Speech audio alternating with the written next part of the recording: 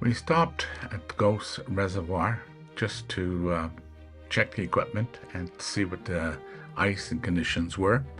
It was very windy that day. We didn't set up. We just basically drilled a few holes. I used the Markham. I used also the active target just to be sure everything is working. And we did this before we took a trip to Twin Lake, which will be the next video that will follow after this. It was so windy that I might as well dub it hill. Okay, off to the next.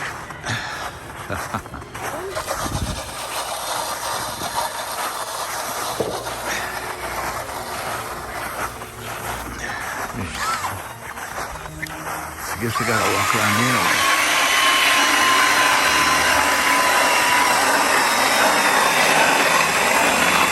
Drilling crooked. We're using speed 1 instead of speed 2. I find it's safer. You gotta put it in reverse. I did. Oh, okay. Yeah.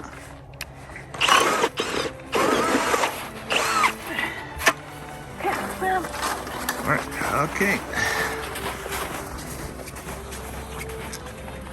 Yeah, last year I used to use high speed, but this year, low speed, feels safer too, and works great. I think you gotta get used to it.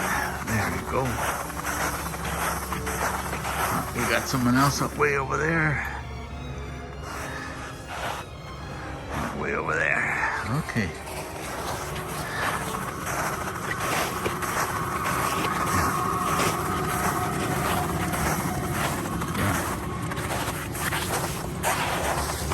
What you need is high torque hammer drill. Works great. 4 amp. You can do about 12 to 20 holes depending on the ice.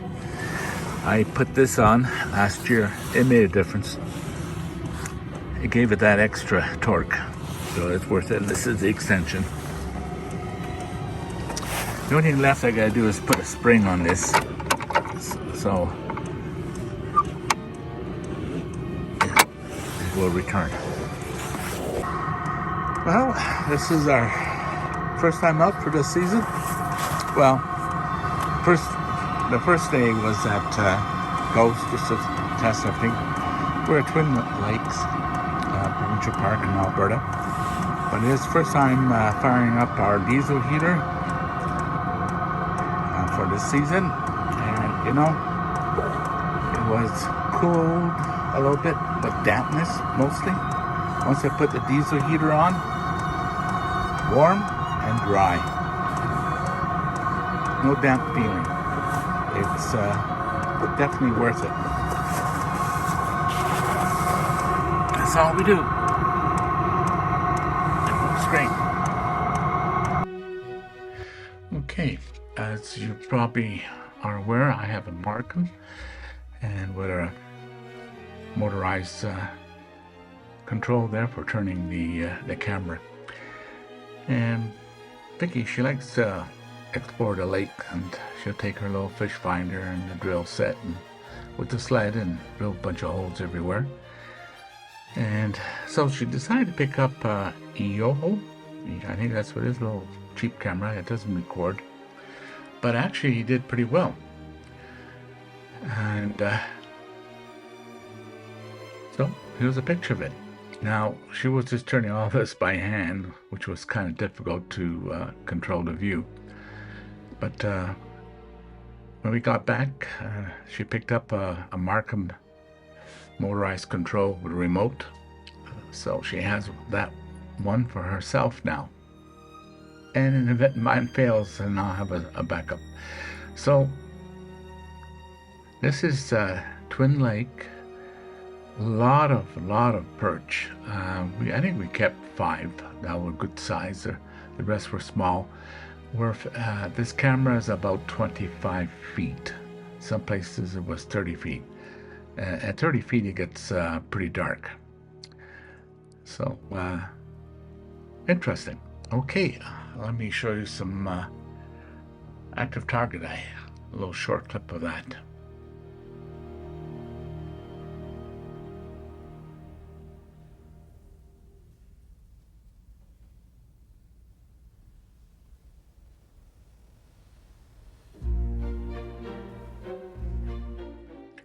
Okay, this is the active target one. We had it for years. It still works. They could still do some improvements with the screen. Sometimes I put the contrast a little bit too high. It all depends. I find I can see the fish on the ground with a little bit more contrast. We're about 30 feet, 25, 30 feet deep here. That's another thing I wished they had the information on the screen, the depth and stuff like that, also recording. Can't see why they couldn't do that. And the place was loaded with fish, mostly perch, however. We did see a few rainbow. They were usually about 10, 15 feet high. But it never came close enough for us to get their attention and catch them.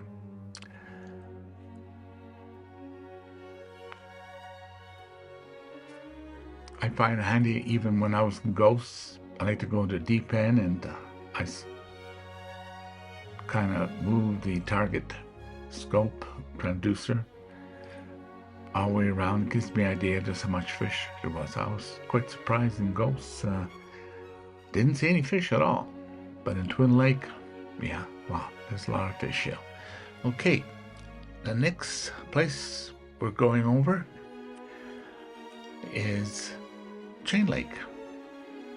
So I'll show you what's happening there.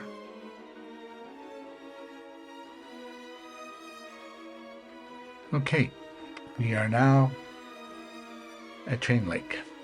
We set up the tent, build the usual holes, stuff like that. The usual routine. Diesel heater, things of that sort. And we're about 30 feet deep there. 30, yeah, 30. Just wondering, there may be in a few spots 34, but it was 30 feet on the average.